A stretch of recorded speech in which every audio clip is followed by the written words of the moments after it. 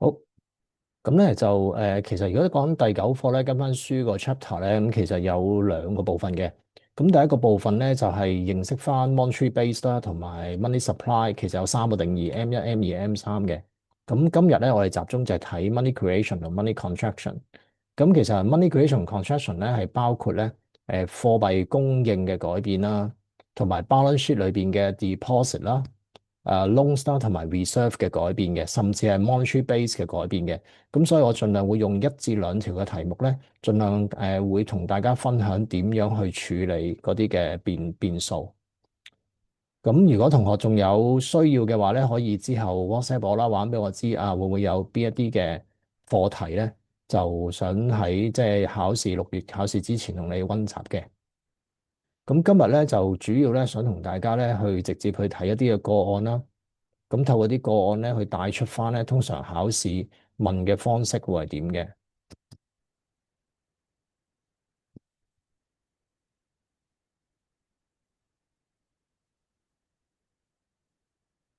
嗱，咁其中一種嘅情況咧，大家要留意嘅，就係咧，嗰個例子或者嗰個題目裏邊咧，其實係冇錢存入或者冇錢攞走，咁只不過咧喺嗰個資料裏邊咧就提及過咧，有 excess reserve 嚇，咁跟住就話咧，如果將啲 excess reserve 借晒出去之後咧，就對於張 balance sheet 裏邊嘅唔同 items 啦，或者係 money supply 或者甚至 monetary base 嘅影響。嗱，所以呢個係第一個情況嚟嘅，就係其實係冇新嘅 deposit，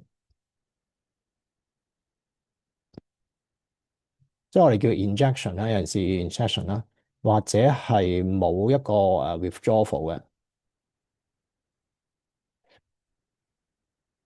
咁我而家咧就會先同大家去處理呢個個案先，就係冇新嘅錢存入，亦都冇人攞錢走。咁只不過咧喺嗰個 balance sheet，即係喺嗰個銀行體系裏邊咧。會有一啲剩餘嘅儲備，即係話咧，其實佢儲嘅錢咧係高於法定要求，係啦。咁我就借呢個題目咧，會教大家啲嘅技巧嚇，無論佢有啲咩變化都好咧，我都借呢條題目咧去幫你哋揾晒所有有機會問你嘅一啲嘅情況。OK，嗱，咁背景資料好簡單啦，咁佢就話咧如果銀行借晒100蚊嘅 excess reserve 出去，而市民就繼續持有，一路成個過程裏邊都係繼續持有相同50蚊嘅現金。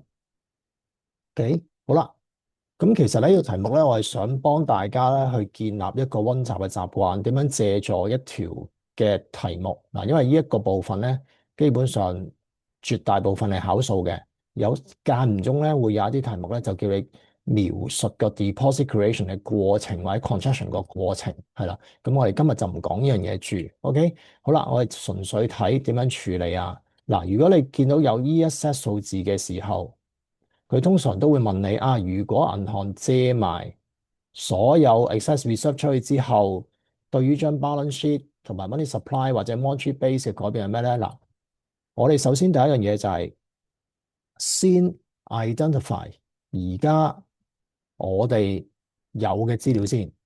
除咗呢三樣嘢我哋知道之外咧，仲有啲咩我哋都想喺平時嘅溫習裏邊都要習慣揾埋出嚟咧。第一，貨幣供應。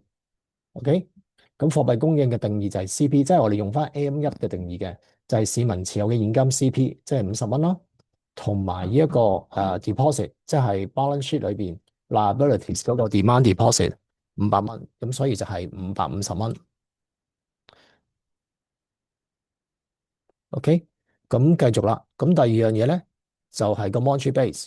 嗱，我唔知道到時考你考啲乜，但係基本上呢度我教你要揾嘅嘢一定會問到噶啦。OK，monetary base 叫 M0啦。嗱，M0就唔係 money supply 嚟嘅。記住點解咧？因為有一個部分咧唔係屬於貨幣供應嚟噶，因為呢個部分咧叫 reserve，即係 balance sheet 裏邊嗰個 actual reserve 300蚊。咁呢個咧係唔係流通緊嘅錢嚟嘅？係銀行基於個法定要求，或者基於法定要求以外，佢可能想保守一啲，佢就 keep 多啲嘅現金喺度。咁所以 M0再重複一次，佢唔係一個貨幣供應，係啦。咁所以咧加埋之後咧就會係350蚊。OK，咁跟住其實呢一啲嘅題目咧，一定有一樣嘢要你揾嘅，就係個 require reserve ratio，我哋簡稱叫 triple R 啦，三個 R。OK，咁所以咧呢一樣嘢咧喺你平時嘅溫習去做題嘅時候咧，你必須要揾係啦，除非佢俾咗你。OK，如果冇嘅，你一定要揾佢出嚟嘅。咁一陣你就會明點解噶啦。好啦，咁咧佢俾咗嗰個 hints 你嘅，就係話咧，如果銀行借晒所有嘅 excess reserve 出去，OK，咁嗱記住 balance sheet 裏邊嘅 reserve 咧，我哋叫 actual reserve，係一個實質佢儲嘅儲備。咁呢個實質儲嘅儲備咧，理論上喺咁多年嘅題目裏邊咧，一係就等於 required reserve，即係佢 keep 個 minimum 嘅 amount，一係咧就儲多咗。咁喺呢個個案裏邊咧，佢係儲多咗100蚊嘅。咁即係換言之咧，嗰個法定要求嘅儲備就只係200蚊。OK，咁好啦，我哋揾 Triple R 嘅時候，就當你知道而家嗰個法定要求嘅儲備200蚊啦，除翻個 deposit 乘翻100%啦，跟住乘翻100%喎。雖然咧大部分嘅題目咧佢都係直接俾1分你 require reserve ratio 啊，咁但係咧你自己平時咧喺做練習嘅時候咧，都習慣去寫翻個 step 出嚟，或者 make sure 自己明白個 require reserve ratio 你有冇揾，記住係乘100%。OK，咁我而家都 prefer 同學咧係寫40% instead of 0.4嘅，因為如果你睇翻啲 marking scheme 咧，大部分嘅 answer 都係用 percentage。OK，好啦，跟住揾埋嗰個 maximum banking multiplier，我叫 maximum K 啦，banking multiplier 就1/0.4，就係2.5嗱。如果你平時嘅溫習，無論係咩題型都好，都喺處理個案之前咧，揾晒呢堆嘢咧，其實到考 DSE 嘅時候，佢都係問你呢啲嘅改變嘅啫。咁所以你平時嘅溫習咧，做晒呢一啲嘅基礎嘅分析先，咁咧對你將來去做一條新嘅題目咧，你嘅處理能力就會高好多噶啦。好啦，咁呢個題目正如我頭先所講啦，咁佢其實係冇新嘅錢存入，亦都冇錢攞走。OK，咁純粹係將多餘嘅儲備借埋出去，咁佢就會問你嗱，應該咁講啦，你就嘗試去揾晒所有嘅 variables，譬如包括呢張 balance sheet 裏邊嗰3個 item，OK，亦都包括 money supply 同埋 monetary base，總共5樣嘢。OK，再重複一次，balance sheet 裏邊嗰3個 item 同埋 money supply 同埋 monetary base，最終個數同埋個改變，因為考試有機會問你個 change，亦都會問你個 final amount 或者叫 maximum amount，係啦。嗱，咁我而家做個示範啦。第一樣嘢最重要嘅，當冇錢存入，亦都冇錢攞走，咁最終嗰個 reserve 係幾多咧？就係不變。嗱，呢一個就係嗰個我哋需要明白，或者就算你唔明白，但係你都可以，你都要記住嘅嘢，就係當我哋揾最終個改變嘅時候，第一樣嘢先 confirm 究竟你最終個 reserve 有幾多。再重複一次，冇錢存入，亦都冇錢攞走嘅時候，嗰個 final amount reserve 就係而家嗰個 actual reserve。OK，咁呢個就係第一步，先確立咗最終個 reserve 有幾多。好啦，跟住我哋就攞住而家最終個 reserve 300蚊，除翻個 triple R 0.4，OK，我哋就可以揾到最終 maximum deposit 嘅 amount 就係750，OK。而我哋習慣唔單止揾到個 final amount，我哋做埋個比較，OK，因為考試有機會問你 change，亦都會問你 final amount，OK，就係增加咗250蚊。好啦，跟住當我哋知道 reserve 係300，deposit 係750嘅時候咧，其實你都即刻將佢相減之後咧，你就會計到個 loans 咧就係450，咁比原先咧亦都多咗250蚊嘅。嗱，咁我哋好快已經 KO 咗咧成張 balance sheet 嗰3個 item 最終嘅 amount 同埋同原先嗰個分別有幾多啦。OK，好啦，最後我哋揾埋個 MS money supply 同埋 monetary base 嘅改變，因為考試亦都有機會問你呢兩個 variables 嘅。好啦，money supply 我哋睇翻啦，題目俾一個清楚嘅指示你，個 CP 係冇變過嘅，咁所以都係50蚊。OK，咁而嗰個 final deposit 就係750，咁我哋之前啱啱計咗啦，750，咁所以加埋就係800，比原先嘅 money supply 550就多咗250。OK，到最後啦，monetary base，monetary base 就係 CP 加 reserve，OK，CP 冇變50，R 冇變，因為冇錢存入，冇錢攞走，所以係350都係冇變，咁我哋就處理咗啦。OK，咁所以最重要嘅信息俾同學就係，你而家唔係純粹要揾到嗰條題目，因為嗰條題目可能你做好多題目，佢有啲題目就問你純粹問你 money supply，有啲題目就係問你 deposit 某一個 variables。咁但係咧，我建議同學溫習嘅時候揾晒呢5個 variables。再重複一次，balance sheet 嗰3個，同埋 money supply、monetary base，OK？咁呢個係第一隻嘅情況，就係借出多餘儲備，冇錢存入，冇錢攞走，係啦。好啦，咁當我分享咗第一個個案嘅時候咧，咁希望同學都有一個咁樣嘅習慣去溫習啦，就唔係純粹叫你揾 A 就揾 A。嗱，即係記住咧，基本上有5樣嘢要揾，喺每條題目，當你做溫習嘅時候，揾晒嗰5樣嘢出嚟。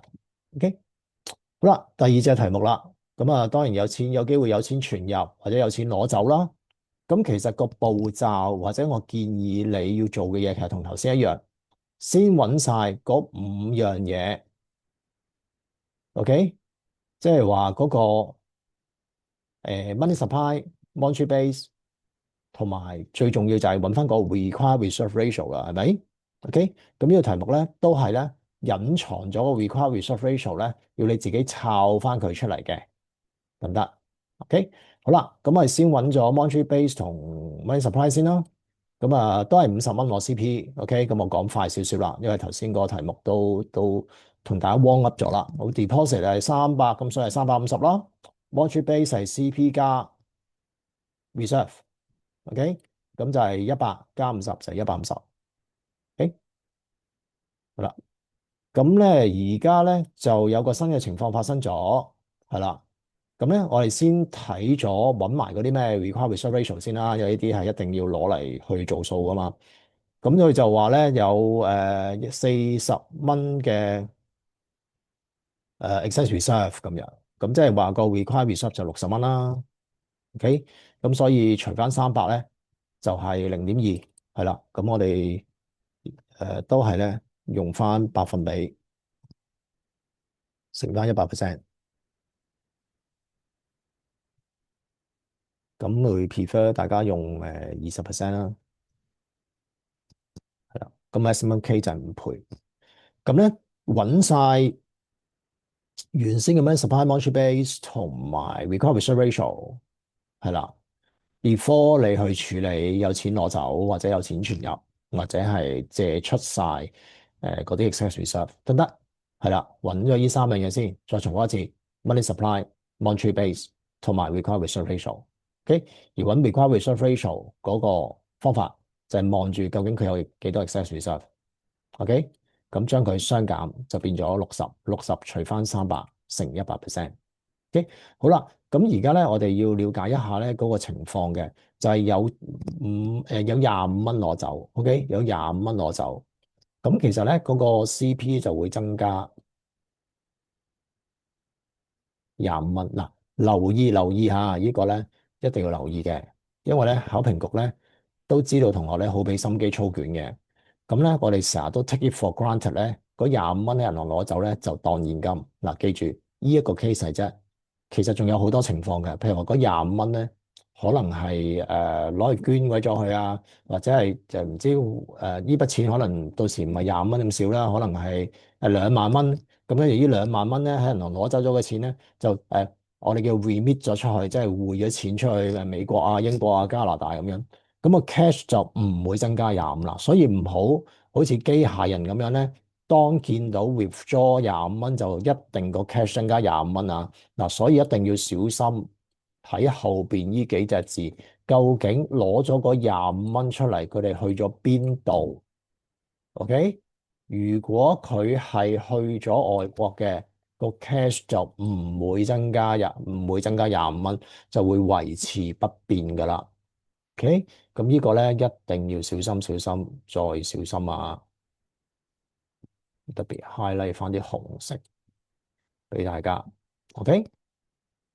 咁好啦，做咗個基礎分析啦，咁啊都係離不開，都係問你最終張 balance sheet 個三嚿嘢有咩改變啊？最終個數係幾多啦？同埋個 money supply、money base 五樣嘢走唔開噶啦。好啦，咁我哋先都係第一步，分翻兩個 step 啊，寫翻清楚啲。Step one 就係揾翻原先嗰個資料啦。好啦，咁而家我哋去 step two。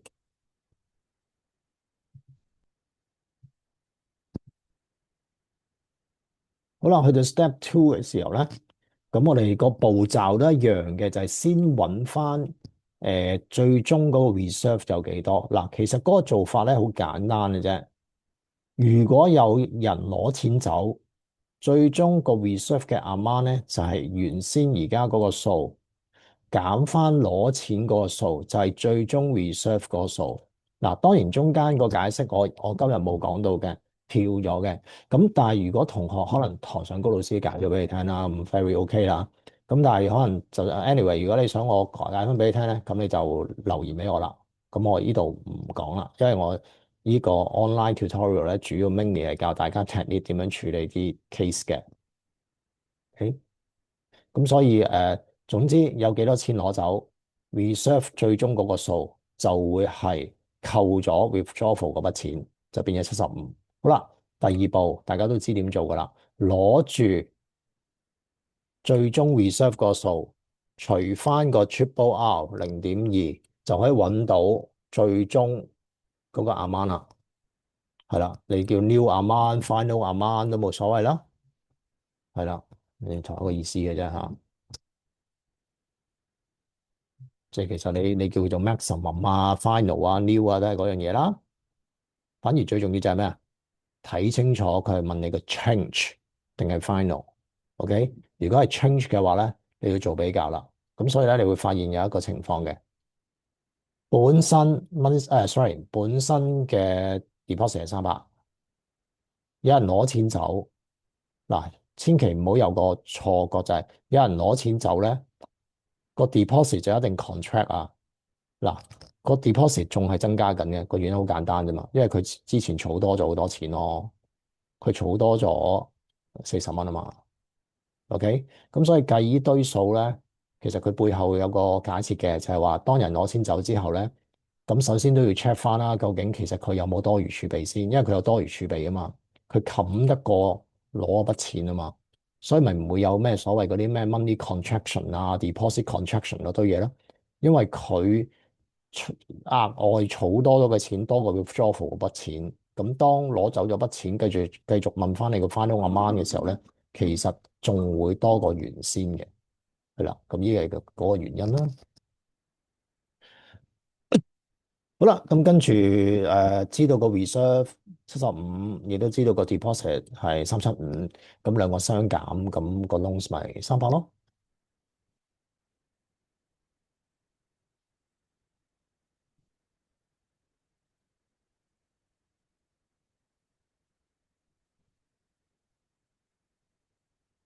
咁啊揾埋個 difference 啦，就係都增加咗100嘅嚇。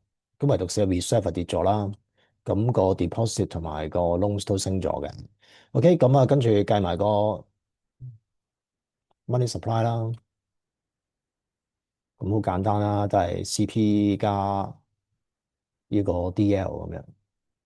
咁留意翻 CP 啦，今次咧攞走筆錢就好似大部分嘅 past paper 咧都係會我哋叫做變成現金嘅。咁所以咧呢一度會加25啦，呢個 CP 嚟嘅，加25。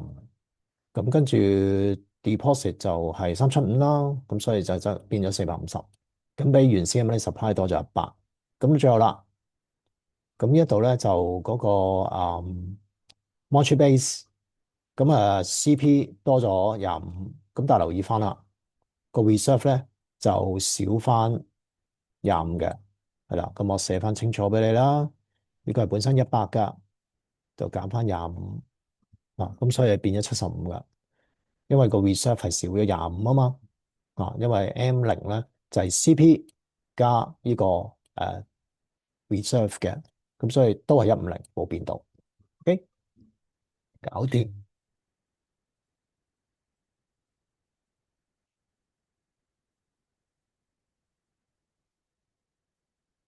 咁我呢度做一個 remarks 俾大家，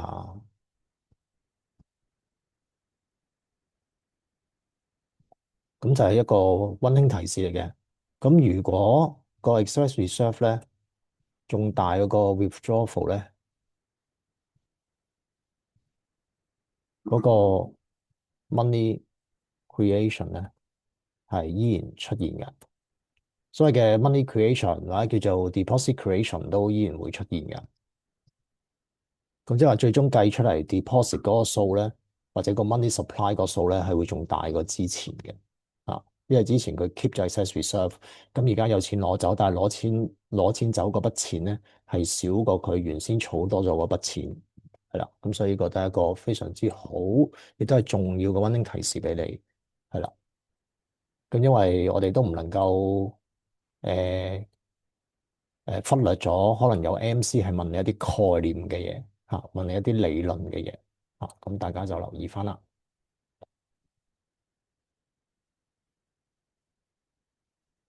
咁其實如果你問我個案仲有冇啊咁樣，咁當然都仲有一隻啦，就係 after deposit 啦，after new deposit 啦。咁如果係 after new deposit 嘅時候，其實最主要嘅分別就係其實係嗰個 reserve 就唔會跌啦，就會升啦，係啦。譬如話有新嘅25蚊存入，咁個 reserve 就會增加25，係啦。咁咁我都可以同大家去睇下呢啲個案嘅。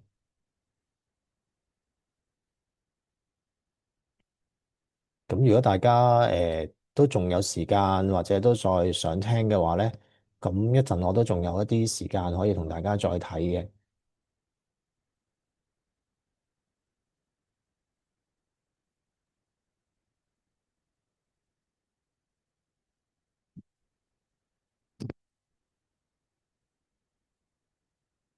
咁今日就主要同大家睇計數嘅部分。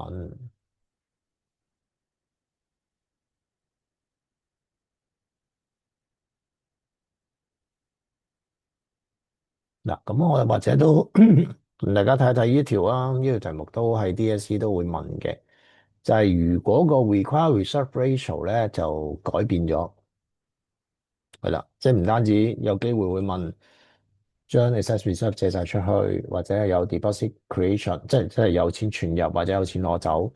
另一個問法就係個 require reserve ratio 變咗，係啦。咁有啲乜嘢要睇咧？第一樣嘢就係咧，誒、我哋可以將呢一個數，我哋叫做 actual reserve ratio 都揾埋出嚟。咁頭先就冇特別講呢一個概念嘅，咁但係其實就最容易揾啦。actual reserve ratio 就係攞 actual reserve 個數，即係 balance sheet 裏邊個數，除翻 deposit，即係 balance sheet 裏邊嘅 deposit，乘翻100%，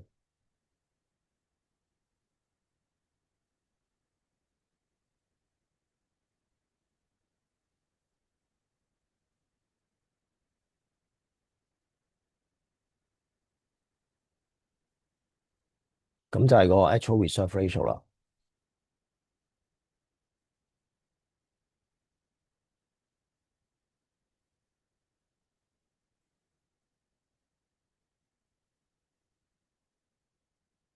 咁喺個例子裏邊咧，就冇新嘅錢存入啦，亦都冇人攞錢走，就純粹政府咧就調高咗個法定存款比率 Triple R。咁你嚟緊咧會好快，應該可能你喺學期尾之前都會學埋貨幣政策嘅。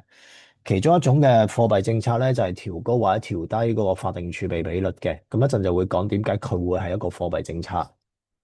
好啦，咁我哋有啲乜嘢要揾咧？嗱，記住啦，我好多時教大家做 MC 咧，因為我哋係攞條題目去做溫習，攞嚟做練習，去揾我哋識同埋唔識嘅嘢，所以我暫時咧都唔會同你講究竟 A、B、C、D 邊個啱邊個錯嘅，咁但係如果你跟住我而家帶住大家去做嘅分析咧，你必定知道晒 A、B、C、D 邊個啱邊個錯，甚至會知道一啲咧 A、B、C、D 都冇提及到嘅嘢。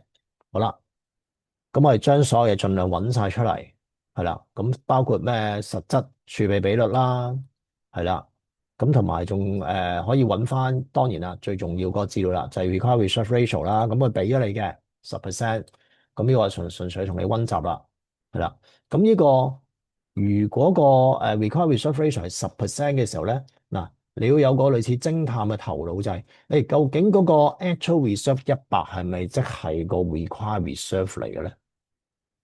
嗱，呢個就要炒一炒嘞。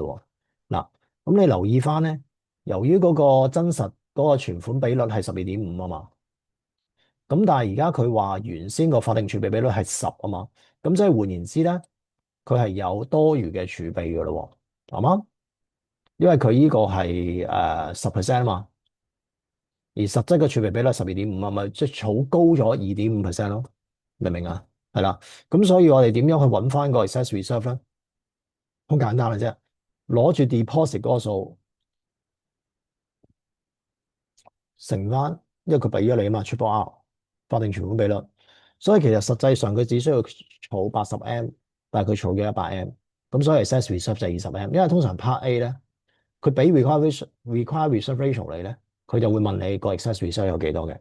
咁如果條題目冇 require reserve ratio 俾你咧，佢通常 Part A 就俾個要你答個 require reserve ratio 嘅，係啦，因為佢通常都係咁樣設計嘅呢個題目。係啦，咁所以當佢俾咗出包 R 你嘅時候，你冇咁開心住。通常嗰啲題目仲難啲嘅，係啦。咁你就揾翻究竟嗰個100，即係嗰個 actual reserve，即係喺個 balance sheet 裏邊嘅出啦，係唔係等於個 required reserve？OK，咁你就揾咗呢樣嘢出嚟先。OK，嗱，咁因為我哋就仲有少少時間，係啦，講多少少呢個題目，跟住先轉 Zoom 啊，因為個 Zoom link 差唔多夠鐘。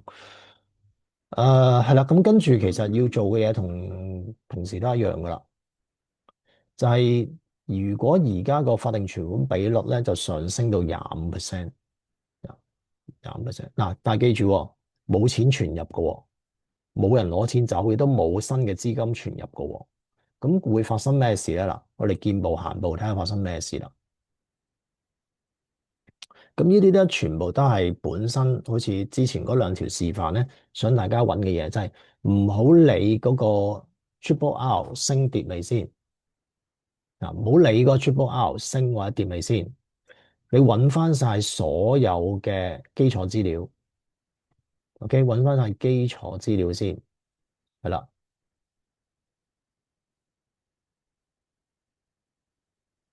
咁跟住咧，你就嘗試去揾，如果將所有嘅 excess reserve 借晒出去，個 maximum deposit 係幾多？maximum loan 係幾多？OK，咁其實我哋加多一項啦，咁等成件事清楚啲嘅啫，就係個 maximum 嘅 reserve 都係100，係冇變嘅，因為冇錢存入，冇錢攞走，得唔得？OK，嗱，我要喺度停一停先，因為咧個 Zoom 如果過咗40分鐘咧，佢要逼我哋唞10分鐘嘅。嗱，咁我哋喺呢個位停一停。咁咧，我而家會 send 第二條 Zoom link 去你哋嘅group 嗰度，咁你再撳入去咧，就可以繼續餘下嘅環節㗎啦。OK，咁一陣見。